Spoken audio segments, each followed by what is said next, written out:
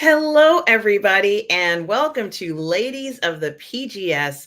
I am your host, Artem, and today we are joined by Catherine Cook. Catherine, it is such a pleasure to have you here on Ladies of the PGS today. Yes, thank you for having me. Well, thank you so much for being here.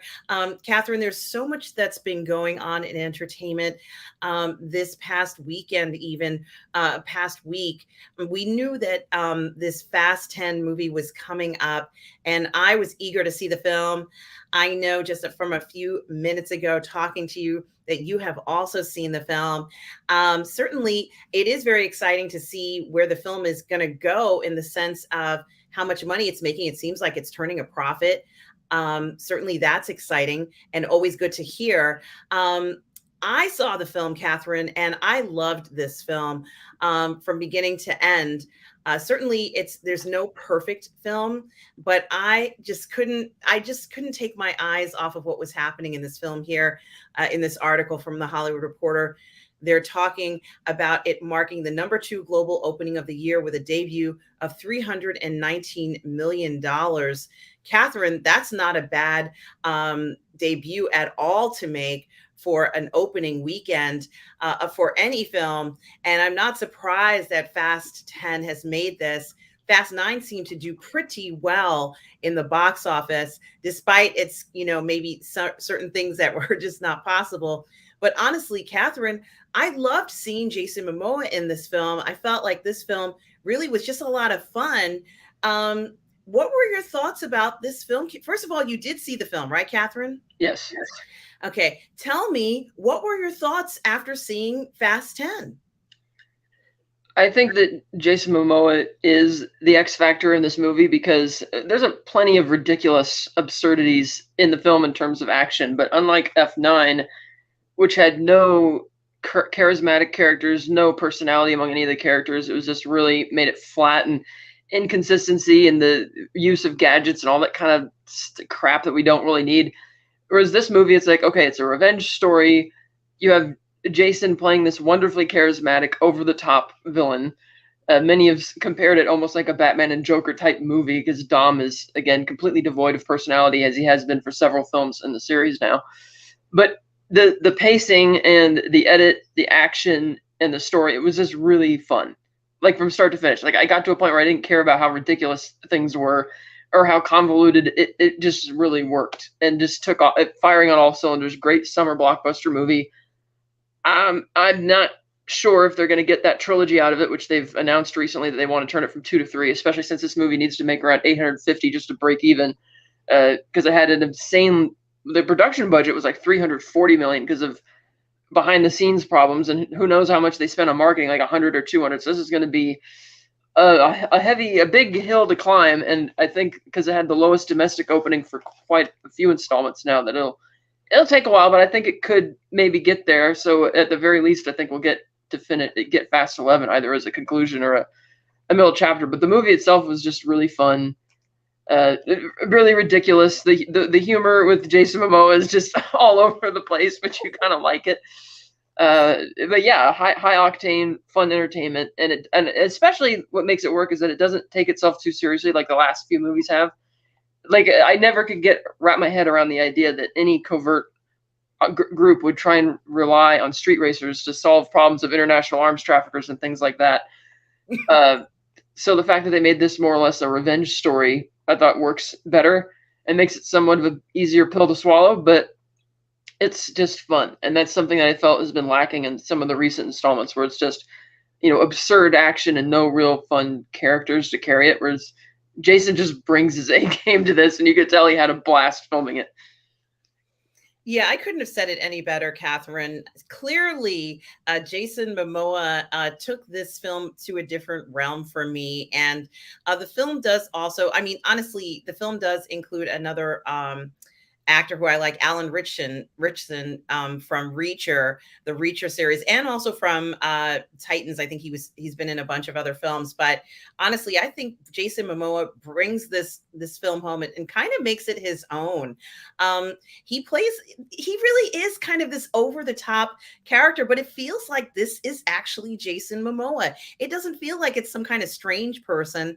You know, I imagine that this is what it must be like to hang out with Jason Momoa. And Catherine, if I had to be planted into this story, I would just hold on tight to the back of Jason Momoa, whether I was on a motorcycle, no helmet, nothing. I would just go along with this ride because even as evil, let's say, is what the character may or may not be doing, this was fun to watch.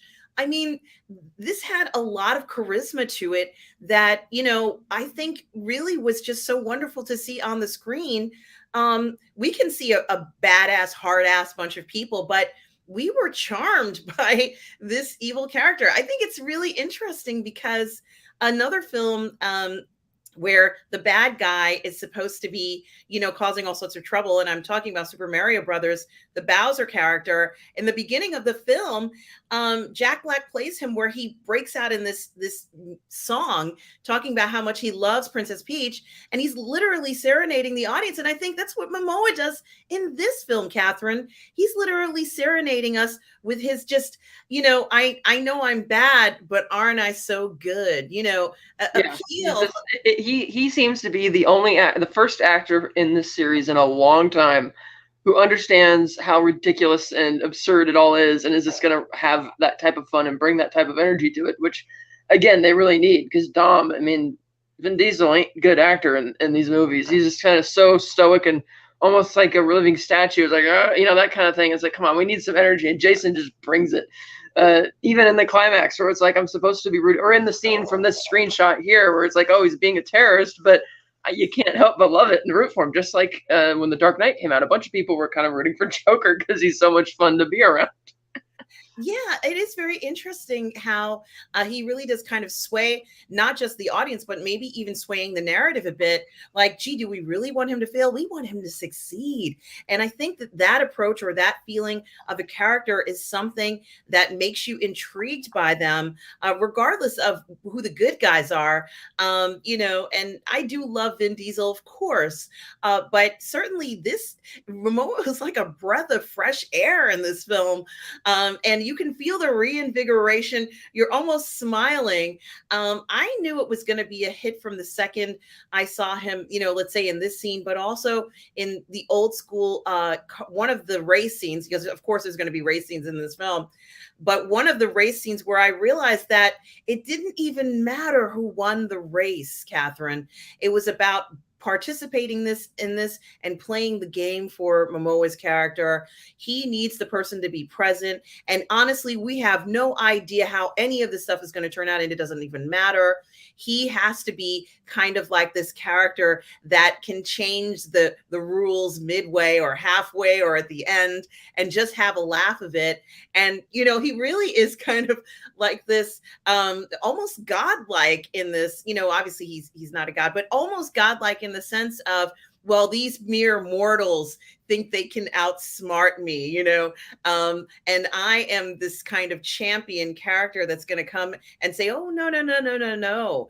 You think you know everything. You haven't seen anything yet. And I love that confidence in a way that really feels completely natural.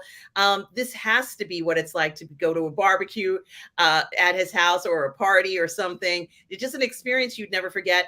I can't forget Momoa in this. And I think you're right about this having more films. Who knows how that's going to turn out? But honestly, I just loved this so much.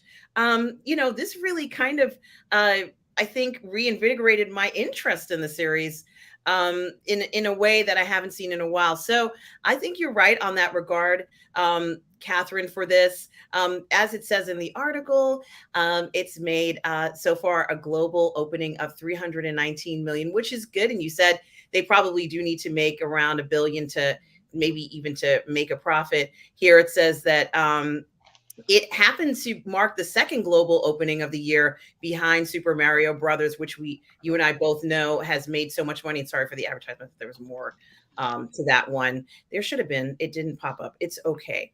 But I think it is very interesting how it seems to have captured my interest. I wasn't expecting to feel this way about the film. I thought I was going to see some things that were, unbelievable. And, wow, look at that car. It did, 50 flips and then landed perfectly on the side of a line or something.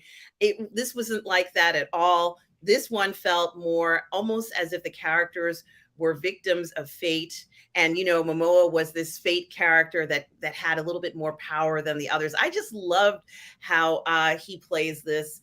And I think for anybody who's watching this, go and see this film. You're going to enjoy it. It's going to be in the theaters all summer. Go with your friends. Just enjoy this. Get popcorn. Get your favorite snacks. This one isn't going to leave you feeling awkward or weird. So there is that. So, did you have anything else you wanted to say about this film? Yeah, I think the main draw was Jason Momoa. It's like I saw the trailers and it's like, okay, it's the same type of action that we've seen in the other movies, but because of that charisma and energy that just radiates in the trailer, like this looks like this is going to be a ton of fun, and it was. So yeah, you still have to suspend your disbelief to the nth degree for the movie, but that's not why you go to these movies anymore, because they're obviously a far cry away from what they started out as, which is just street racers, like the first 4 movies. And so yeah, it's fun. It's just go along for the ride. Absolutely. So guys, it's just literally its first weekend out and is enjoyable. And I'm really, really excited to see how much money this is going to make, because we know it's going to make a lot more money. It's the bank, money it's rolling in. It's just, I'm so happy for what they've been able to do with this film. And the excitement is back. The adrenaline pumping is back. And I'm so glad they decided to go in that direction with this. So the next thing that I wanted to talk about has to be something that a lot of people have been talking about. Honestly, it was something that I was really looking forward to. As a huge Star Wars fan, many of us who are Star Wars fans were looking forward to this Galactic Starcruiser. And it's not even so much the price of the Galactic Starcruiser that made it such an unbelievable, or let's say somewhat unobtainable activity for most of us. What we wanted was this fun and immersive experience that seemed to be what it was going to be. And it was impossible to ignore it, because so much attention and press was given to this Starcruiser, not just from Disney, but on YouTube. Like, there were a lot of YouTubers who had gone to this thing. And, honestly, I was very excited about it when I first heard about it. And unfortunately, it looks like this Starcruiser situation is not going to be around much longer, because they're going to have to close it down. Now, incidentally, the title says it's costly Star Wars Galactic Starcruiser. Catherine, you and I both know over the last year, we've heard the exorbitant amount of what they were asking for, up to $6,000 even for a vacation to this Galactic Starcruiser. And it seemed almost unbelievable, right, Catherine? Like, why would that be so much money? Well, it must be something that's extraordinary. It must be like the best experience you've ever had in your life, because I personally would spend, as I said before, I'd spend $1,000 to sleep in the Millennium Falcon for a night. I would spend that money. I would do that. I would love to be able to sleep in the Millennium Falcon if it was offered, if that was an option. But, here's the option that they've offered us, is this Galactic Starcruiser experience. And unfortunately, looking at it and looking at some of what it offered, it didn't quite feel like what I thought what they might offer. And honestly, the price of $6,000 would be something like you'd expect at the Grand Floridian or something like that for a family of 4, where the rooms are $500 and it's very expensive, and you're expecting a certain level of quality that you would expect from the Imagineers. But what they provided, I'm not even quite sure. From what people have been saying, I haven't gone to it myself, it's not quite what I would expect. It kind of looked like a summer camp, or kind of like, I just don't even know how to describe it. It had such a different feel from the way I envisioned Star Trek. And I had said before that Scum and Villainy, which is a bar in Los Angeles, seemed to have a better feel of Star Wars to me.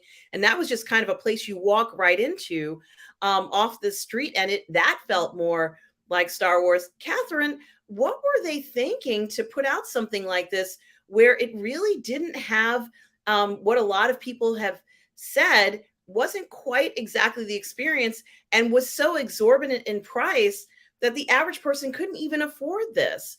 What did you think about all this? So I have a lot to say on the matter of this topic. So the whole concept of Galactic Starcruiser on paper sounds really cool. But the execution being as shoddy as it was, with people saying it feels like a cheap summer camp. Like, I don't know if you remember, but was it 1 or 2 years ago when a video leaked showing in the preview and just how bad and tacky everything was, and then Disney quickly scrubbed the preview videos and supposedly made changes, because I never went to the Starcruiser either, but I've heard some people who are diehard Star Wars fans loved it, and others were like, it's this. And one of the problems with it being a Galactic Star Cruiser is that rather than treating it like a cruise where you say get to visit multiple locations, like say you stay in the hotel for a while, go to kind of like how Disneyland is broken up into different worlds, like do that, maybe Star Wars style, like, oh, you're on the cruiser for a bite. Tomorrow we're going to go see here. Next day you wake up, go see here, or something like that. But it reeks of the corporate mentality. Like when Disney bought the company, the first thing they did was cancel Clone Wars. And I guarantee that decision had everything to do with the fact that it was a prequel era show, and the consensus was that the prequels aren't very well liked, so we should cancel it, even though they retained the same creative staff to work on the Rebels TV show, a show of the same writing quality, indicating that, well, you think that shifting from one era to another is going to solve your problem, and it's not. Same when they greenlit the sequel trilogy without even thinking about whether that was the right thing to do, and just striving to make it more or less remakes of the original movies. Like, they didn't sit down to think, what is the story we want to tell? And so likewise, the Galactic Starcruiser seems like a corporate cash grab where we're going to create this, we're going to capitalize on how much fans love Star Wars, particularly how much positive reception they got to Galaxy's Edge and some of the high prices they charge there for things like to go to Savi's and build your own lightsaber and stuff like that. And we're just going to build this Starcruiser, which we're not going to put much thought into. Like you said, Scum and Villainy is a much better immersive type Star Wars experience.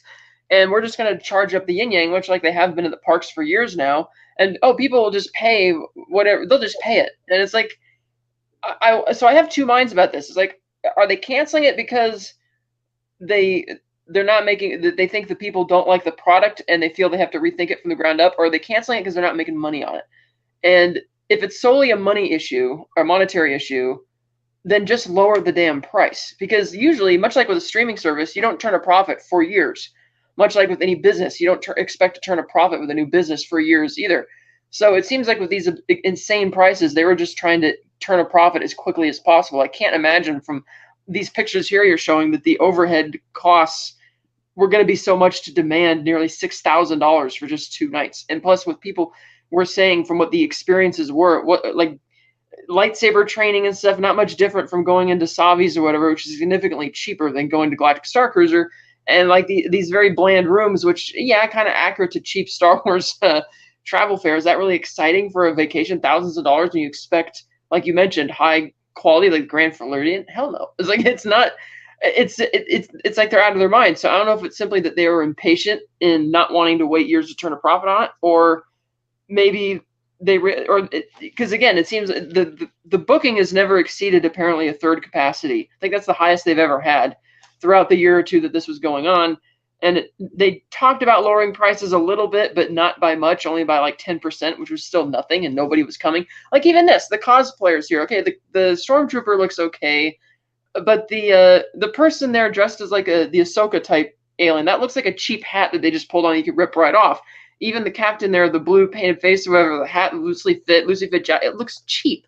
The whole thing looks like a cheap, tacky thing. Like they put a hell of a lot more thought and care into Galaxy's Edge and making that look like a believable and habitable Star Wars environment. And granted, that has people complaining too, because it doesn't have, original trilogy characters and stuff going on, because they want it to be in a certain era. But that, everybody has said, still feels like a genuine Star Wars experience for granted the high price of admission to Disney, but it's not like this level insane prices and tackiness, which is why I feel that some committee of a board of directors just slapped this together and thought, oh, they'll pay for anything, they'll do it, let's just blah, blah, blah, and just push it out there, and then it's blowing up in their face. And part of me is happy about that, because I don't want something that looks so tacky and cheap to be the next, oh, this is going to be success, this is going to take us to the stratosphere. It's like, no, you don't normalize mediocrity. Don't give high marks to mediocrity just because it exists.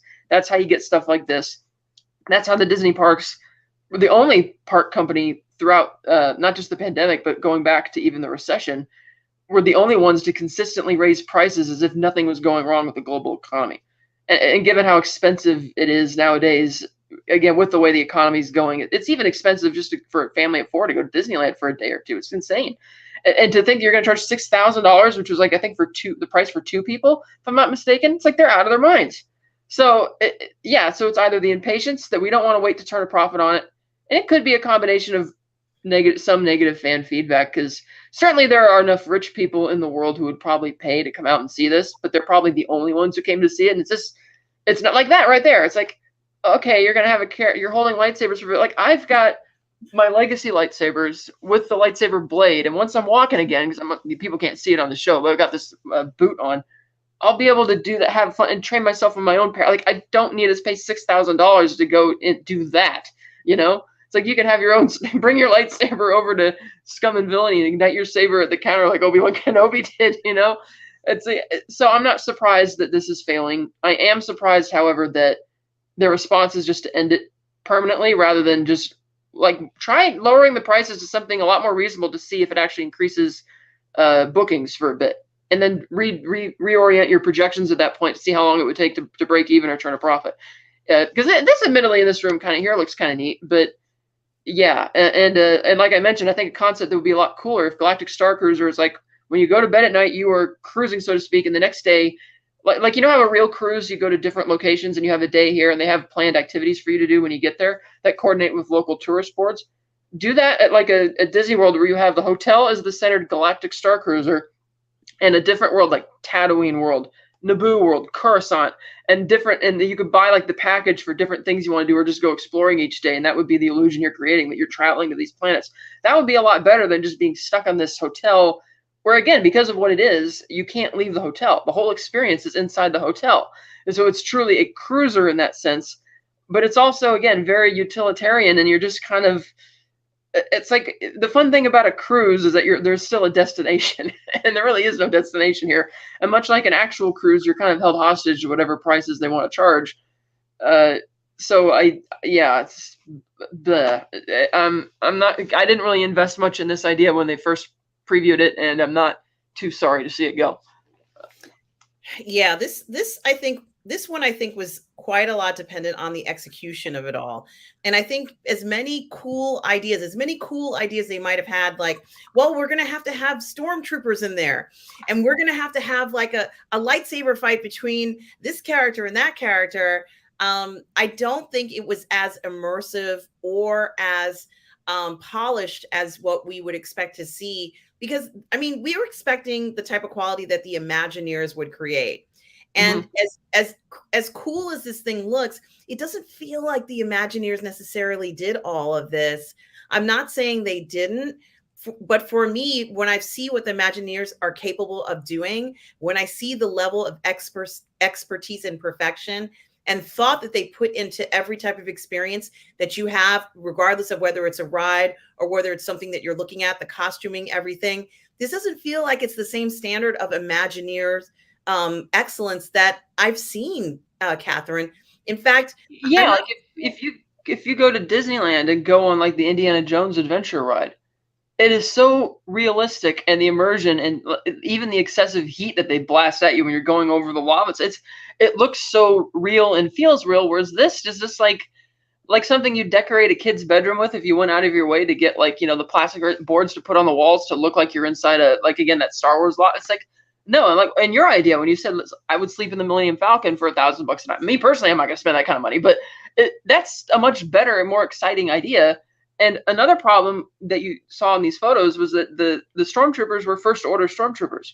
Well, one of the big complaints that got out of Galaxy's Edge was that it was based in the sequel trilogy era, and people wanted to see original trilogy characters and have meet and greets with their characters. And given that was Disney's thought process when they first bought the company, again, canceling Clone Wars, pushing things towards recreating the original trilogy stuff.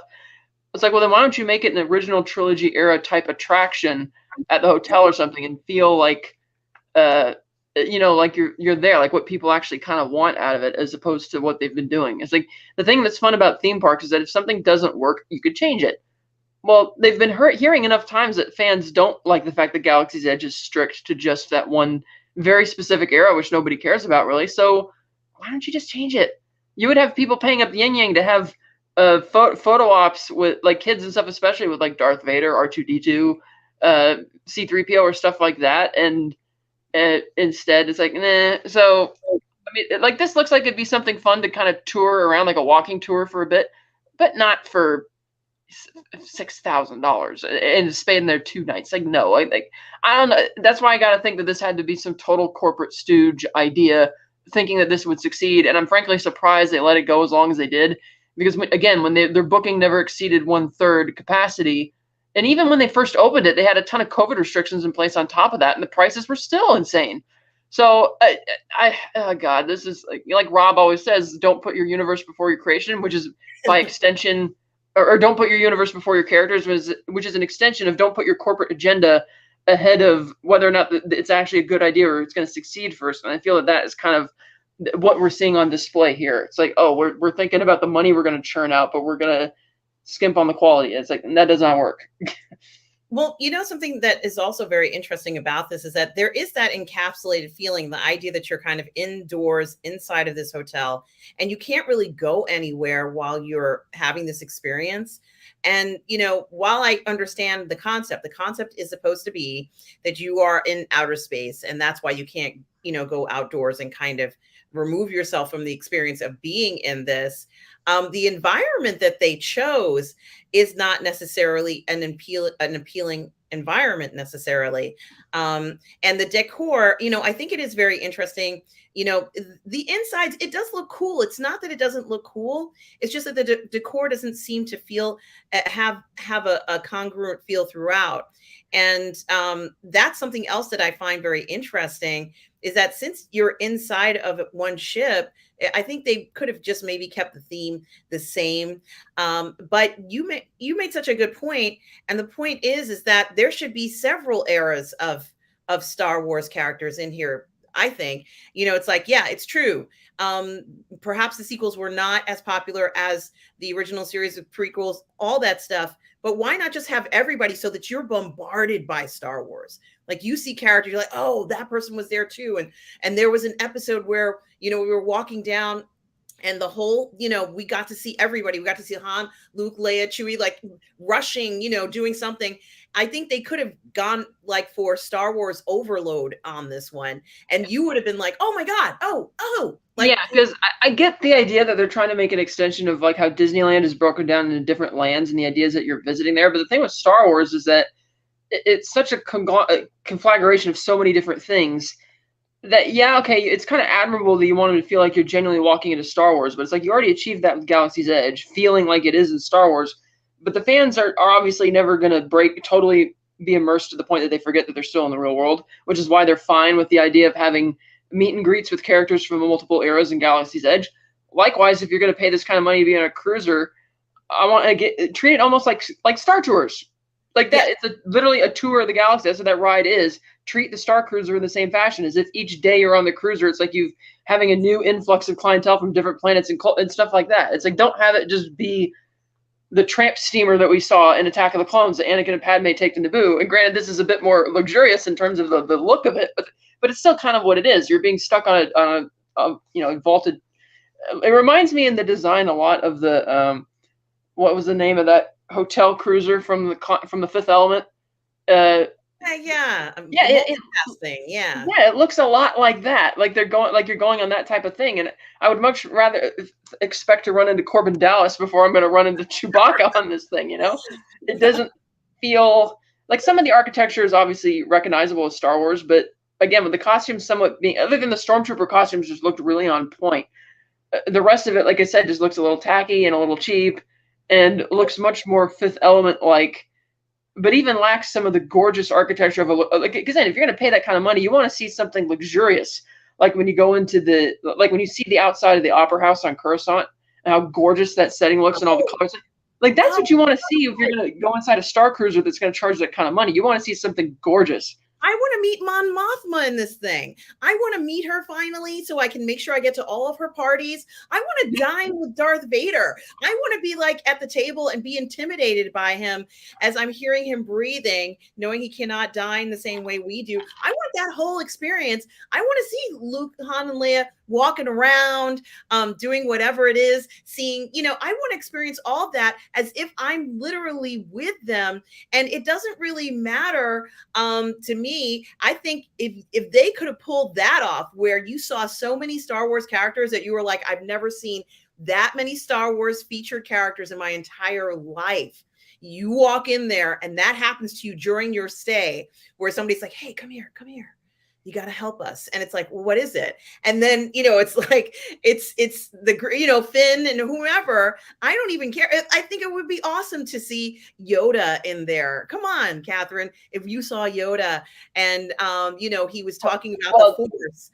That one might be a little harder because the animatronics and puppetry, but as long as they again break it up to certain rooms and certain things, so that it's not like you walk outside and see like 5 Darth Vaders walking around, which would be a little weird. Yes. But yeah, because I believe they did have a thing where you could sign up for different types of themed activities, but again, the people who did that stuff said it was kind of it was a little bit cheap and not, like you said, summer camp, but not to the level not to the competency that you would expect for paying that kind of money. Catherine, while we're staying there, I know I'm going to have an appetite. I'm going to be hungry. I'm going to want to eat. Look at this food. Look at how delectable this meal looks. Catherine, don't you just want to dive right into this? I'm not sure. I'll let somebody else go first on that. It looks like globs of like a cupcake covered with what is that, rice or I can't really tell what it is. To be honest. Are you kidding me, Catherine? This is the type of meal you get for a $6,000 stay, Catherine. Look at how great it looks. It's so interesting. I mean, at the very least, they could have had, like a cake shaped like a TIE fighter. Give us things we can recognize, right? How about stuff like that? Because it would be different if there was like a connection point. Like, okay, you're going for the hotel, you do these kind of experiments, but then you get off, and the only place to go from there is Galaxy's Edge, which is supposed to be, I think, the same timeline and same theme, but there's no storyline or anything or activity going on with Galaxy's Edge. It's basically, like they said, a glorified strip mall with a couple rides in there and a few side attractions where you can buy antiques or have lunch and stuff like that. But that's what people really like, because it feels like you're going, that feels really immersive, Galaxy's Edge, because you're going into an actual like spaceport, and with a couple rides and stuff on the side that they do a good job of disguising the entrances of the rides to look like something that you would expect to find inside a spaceport. Whereas this is like it's like if you're going to mix activities in a Starcruiser, which wouldn't really be going on if you're actually on a cruise from one planet to another, like you're not going to be joining the Resistance and doing stuff zany on the cruiser. So the immersion is already broken then anyway. So you're right. It's like, why not just have, like you said, go dine with Darth Vader, like in Cloud City. Go hang out on the Millennium Falcon for a bit. There's all sorts of things you could do with a Star Wars themed hotel. It doesn't have to be. The problem with having the hotel itself be themed as a Starcruiser is that people on a cruise like that are cruising literally from one place, point A to point B. They're not going to be running into the Resistance or the Empire and all these crazy activities in the same hotel and make it still feel believable. So therefore, just make it like a free-for-all Star Wars-y filled event or filled stuff, Now, this part I also think is very interesting. And as I said, Catherine, I would want to be completely immersed in the experience. And, they did have, characters and, God bless these, I can't remember what they're called. The people who work in the park. Why can't I remember what they're called? The cast members. God bless these cast members for going the extra mile. They are very talented individuals, Catherine. Many of them just they can sing, they can dance, they can do all sorts of stuff and bring these characters to life. And, I have to say, kind of looking at this, and they're up there, and thank you guys. I'm sorry, I forgot it was cast members, but we know this cast members can give us something that looks exactly like what you've seen in the movies. In other words, the cast members are so talented that once they put on the costume and they're that character, they are that character, you're getting that authentic character. They know what they're doing. They're talented individuals. They are proud of their work. They are so happy that you are coming up to them, and they're as excited as you are. Yes, the Imagineers, Maria says, all of these guys putting this whole thing together, they usually produce things that are pretty spectacular, Catherine. Oftentimes when you see some of the live shows at the parks, it's like you're at a Broadway show because they're putting on a level that is so impressive that you're like, wow, this really is a great show. Oh my gosh, Disney's amazing. But I didn't really hear that kind of response or see anything that grabbed me. I wonder if that also has to do, again, with the price point that people naturally expect that if you're going to be paying that kind of money, you're going to get a lot better. Whereas if it had been a much more reasonable and lower price point, maybe people would have been happy with it initially. Because, yeah, when you hear your $6,000, you're going to expect luxury. And what we're seeing here in this picture with this overcrowded atrium with a few people and one storm way up there, it's like, you know, I can go to Star Wars Celebration and get this for like a 5-day ticket for $200, you know, and see plenty of cosplayers and all that kind of stuff instead of crowding in this room for $6,000. So I do wonder if the reception would have been better if the price had simply been lower to begin with, but they were not open to that. So. No, you're right. And the last thing I'm going to say, and I'm probably repeating myself or we're repeating what we were saying, but it is really important to get characters in there that you recognize. Yeah. And, you know, I don't know. I'm not saying there's anything wrong with this character. I'm not saying that. What I'm saying is that this character doesn't spur the type of excitement we're expecting here. I'm not quite sure what's going on. The outfit is not necessarily recognizable. That's okay. If you have a singer who's doing something, you know, we know that person's a singer, but it got a little lost. I think, honestly, they didn't put enough into this presentation for someone to enjoy that experience. And while it might have nuances of what we kind of could say, okay, it looks like it could be futuristic, but as you said, it looks like even another IP, Catherine. Yeah, and then the fact that even in this picture right here, you have an Imperial officer talking to one of the captains or employees. I'm guessing that's supposed to be the skipper of the ship in the middle. And then this guy who looks like maybe a lower class, like regular guest or whatever. And I don't know if that's supposed to be a flashlight or a canteen on his hip. Certainly not a lightsaber, because if it were, then the officer there's going to be giving him sideways glances. But the fact that you do have like this, because Empire is known to be very, I guess you should call it racist towards other alien species. But you see so many of them working on this ship, which is not something the First Order or the Empire was down with. And that's a huge portion of Star Wars lore that did continue into the sequel trilogy. So the idea that you have all these alien and foreign races working everywhere over the ship with the Empire hanging out. I mean, I'm not sure what the exact storyline is. I don't know if they just happen to be taking the cruise as well or what, but that doesn't really track if this is an Imperial, because you have the stormtroopers marching around with their guns out. So it's like, this doesn't really track. They wouldn't allow this, you know? So like I said, if you're going to be if this were real, like if you were in the actual Star Wars galaxy on a cruiser, you're not going to be doing all sorts of crazy activities, like help out the rebellion or help out Finn do this. No, they're going to be things like you have on a normal cruise. You go to play poker, or you go to a Broadway type or a singing show or whatever. You go to movie night. But that's not really what they're doing on the Galactic Starcruiser. They're trying to make these Star Wars themed events. But even those events are restricted to the theme of the Starcruiser, which, again, doesn't work because you wouldn't be doing those things if you were on an actual Starcruiser, which is why it should just, again, be more open to the different eras of Star Wars and letting you fans have what immersive experiences they want. Now, this is the last thing I'm going to say about this when it comes to immersive experiences. And this is a little different. This is more of adult. Pretty much from some of the major cities, they've got the Empire strips back. This thing was more immersive because I could recognize what I was seeing. And even when they did innovate in this, and it's not just women that are stripping in this, it's men as well. I could recognize this. If you're going to charge me $6,000, bring these guys in. Bring these guys in, offer something very unique.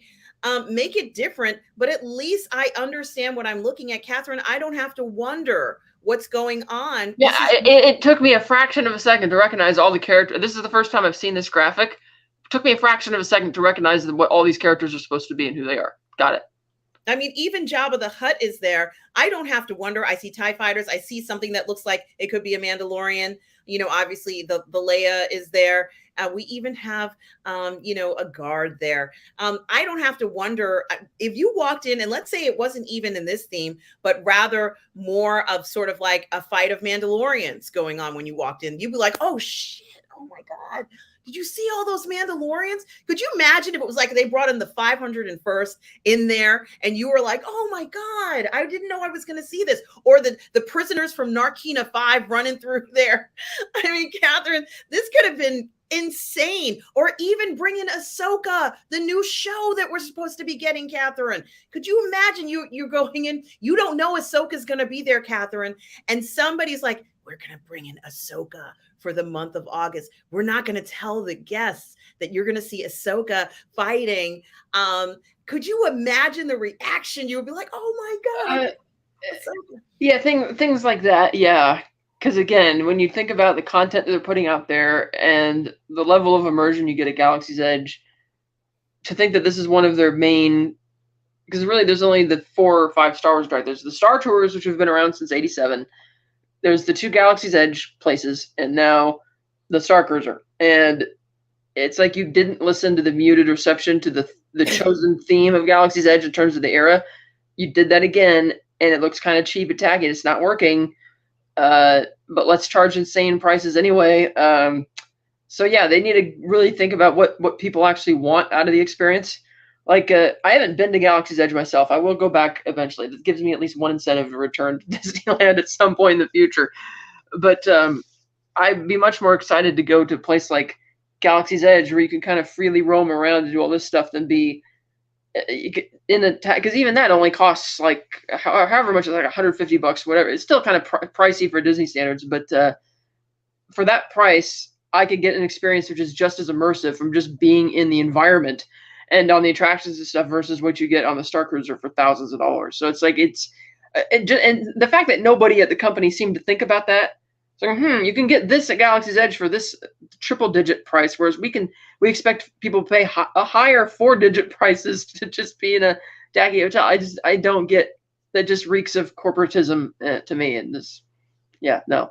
And they're clearly out of touch with what we're looking for in experience.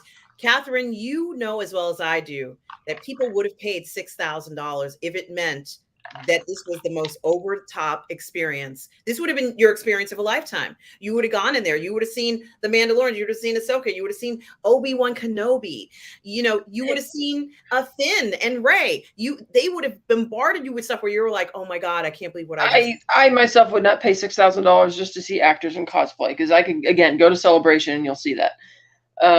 It would have to be something, again, like look at all the options you get at Disneyland or Disney World for the entry fee. Yeah, it's a ridiculously high entry fee, especially for middle class people nowadays. But you're still getting a lot out and a lot of variety, which is key. Because again, like you mentioned with Disney, there's not just the rides. There's like the meet and greets. There's the live shows or the fireworks Fantasia thing they put on every night. And there's the different themed shops and all that. There's a lot you can get out of it, especially in terms of just exploring the shops when you go there. So for $6,000, yeah, I mean, it's kind of beating a dead horse at this point, but it's.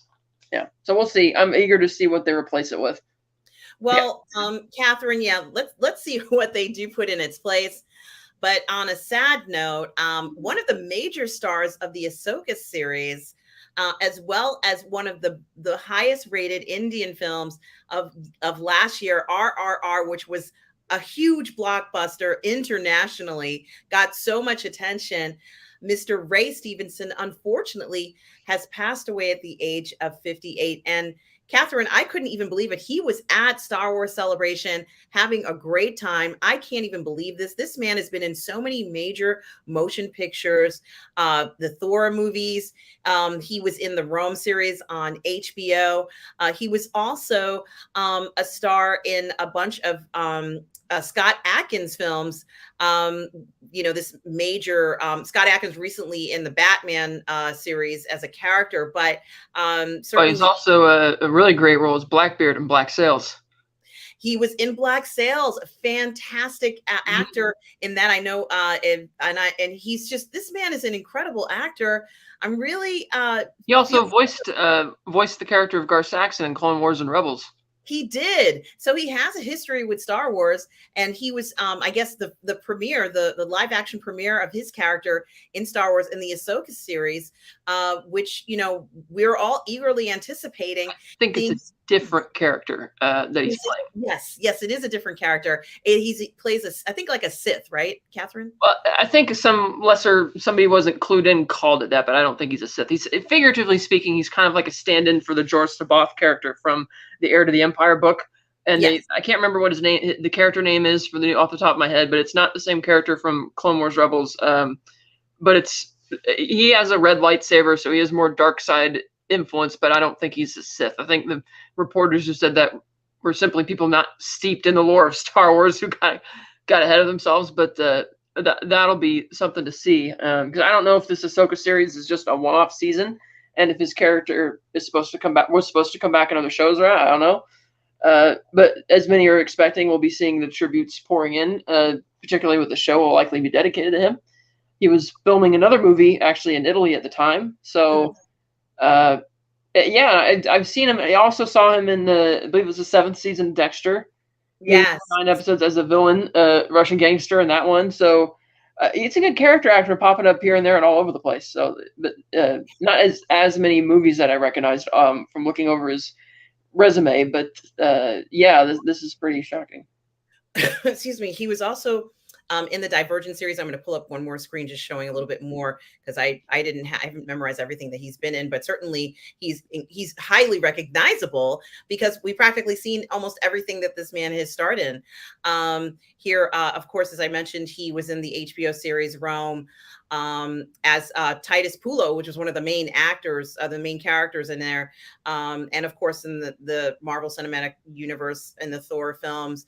And Frank Castle in Punisher Warzone. That's right. It's just unbelievable, Catherine. And here, of course, here's the Star Wars Rebels and the Clone Wars there. And they talk about his family and everything, but gee, he was a great actor. And, it's unfortunate that this happened at this moment. It really is unfortunate to see someone who really is like practically in the prime of his life at 58, really giving us incredible performances. I was such a huge fan of his work. And, goodness, it just seems so unbelievable after seeing him a few weeks ago. He seemed fine, but none of us are promised tomorrow. That is for certain. Certainly, he will be missed. And but some of my favorite performances of his, I saw him early in his career when he starred in some Catherine Cookson novels, made for television movies, and he was in a few of those, and I really enjoyed his roles in that. And I think it also, like, if we look at his filmography here, just looking at everything he's been in. Oh, that's right, I forgot. Yeah, the Book of Eli. He was really good in that too. Yeah. And he was in the other guys. I said the Divergent series. I love the Divergent series. So he was also in the Transporter, and Accident Man, which is not a surprise because those are kind of action movies. But that role that he had in RRR, Catherine, certainly one of the most talked about Indian films of last year, that still is unbelievable. And he was in Hitman's Holiday, the follow-up film to The Accident Man there. And of course, there are his television roles, quite a few here. Rome, which is the one that I think most people would recognize him, and Black Sails, as you mentioned. But certainly a lot of other things coming up. He was in the television series Das Boot. Mm-hmm. And of course, it's Balin Skoll. I've never heard of this character before, Catherine, but that's okay. Plus, he's also done some roles on the theater stage. Yeah. But he's going to be missed. I think, honestly, there's a lot of expectation for the Ahsoka series. And Catherine, when they first announced the Ahsoka series, I thought they did say that it was going to be like a samurai series. And I've spoken to you about this before. Looking at the trailer, I'm not quite sure what it's going to be like. I mean, I am seeing characters I recognize. They did say they were going to treat it more as long form television and not episodic. Like, okay. Yes, there will be, it's broken into episodes, but not in the way that Mandalorian has been, adventure of the week type stuff. Like, this is going to be more classic long form stuff like The Wire, or Soprano, stuff like that. So it'll be interesting to see how it plays out. And again, I don't know how long this show is supposed to go or how much his character will be involved. So we'll see what the effect is.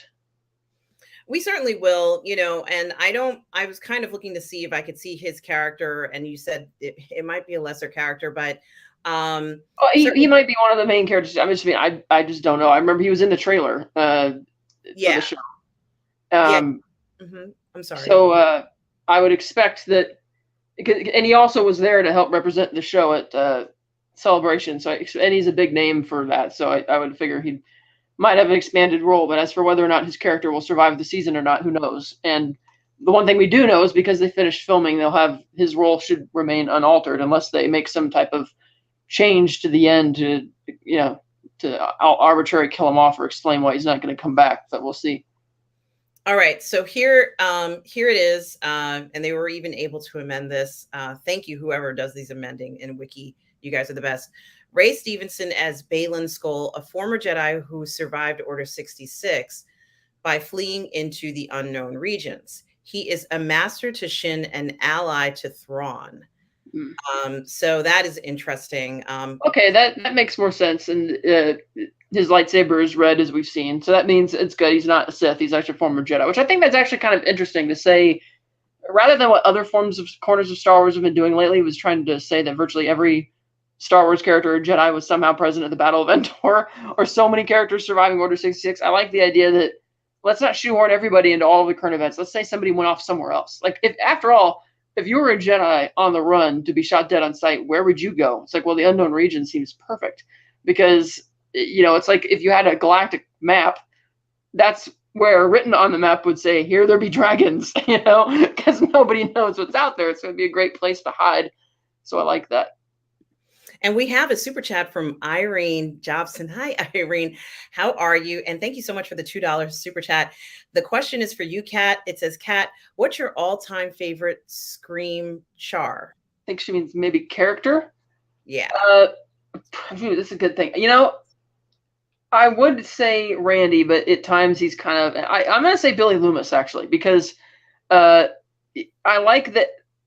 at least for an individual movie in terms of the Ghostface Killer, that would probably be my favorite because he's just, on the one hand, such a jerk, but also kind of creepy. And then Dewey on top of that, as far as the good guys go. Like, I like to break it down into good guys, bad guys, into how I would rate it. Because when I saw Scream 6 this year, strangely, I didn't miss Neve Campbell not being in it, but I missed Dewey. And you could feel Dewey's absence a lot. So I'm going to say that for overall, I would say Dewey. For villain side, I would say Billy. Excellent. Excellent. Thank you so much, Irene, for the generous super chat. We so appreciate it here on the channel. And we appreciate you as well. And here is a picture I just wanted to show before we ended the show, a picture of Stevenson as the Jedi here. Certainly looking very badass, Catherine. Yes. I like that the blade is almost like orange, too. That's neat. It's like a different color. We haven't seen that before. It's got a nice glow to it. It feels very ominous. He looks like he's about to come and get you. Like, you're not going to be able to get away from him. And his costume is also very badass. The black and, the really cool shoulder, the apelays or whatever you call those things, cuirass, whatever it is. But he looks like he's means business, and you're not going to be able to run away from him. So I have a feeling, the character he plays is going to be remarkable. Certainly, he will be in our thoughts, and he's going to live on forever in his work. But certainly, we send our condolences to his family. Catherine, where can people find you?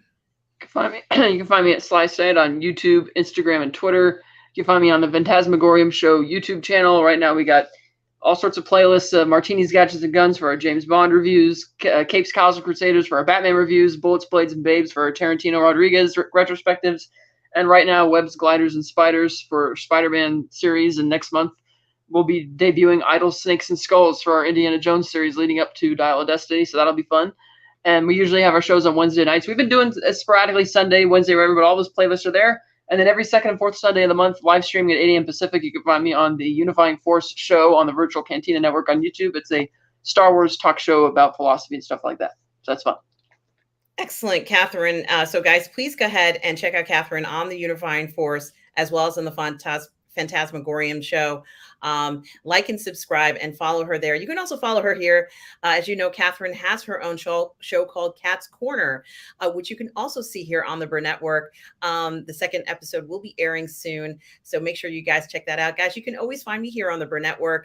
As well as my channel, Positive Fandom. So please like and subscribe to Positive Fandom, where I do all the parlay in the fandom. Guys, I play Jedi Survivor every single day. Stream a live stream of Jedi Survivor. I'm hoping that they will actually release Star Trek Resurgence on the 23rd, which is tomorrow. I haven't seen anything on my PlayStation yet, but hopefully it'll be released on that day. But when it gets released, I will be live streaming that game as well, guys. And please do continue to check out Ladies of the PGS. Catherine, thank you so much for being here today. It was wonderful having you here on the program. And I also want to thank Tom Jr. Jackson, moderator, collaborator, and friend. We are all goof people. Tom Jr. Jackson, who says for a $2 super chat, thank you, Tom. Great episode. Thank you so much, Tom, for the $2 super chat, as well as Irene for her $2 super chat. Guys, we so appreciate it.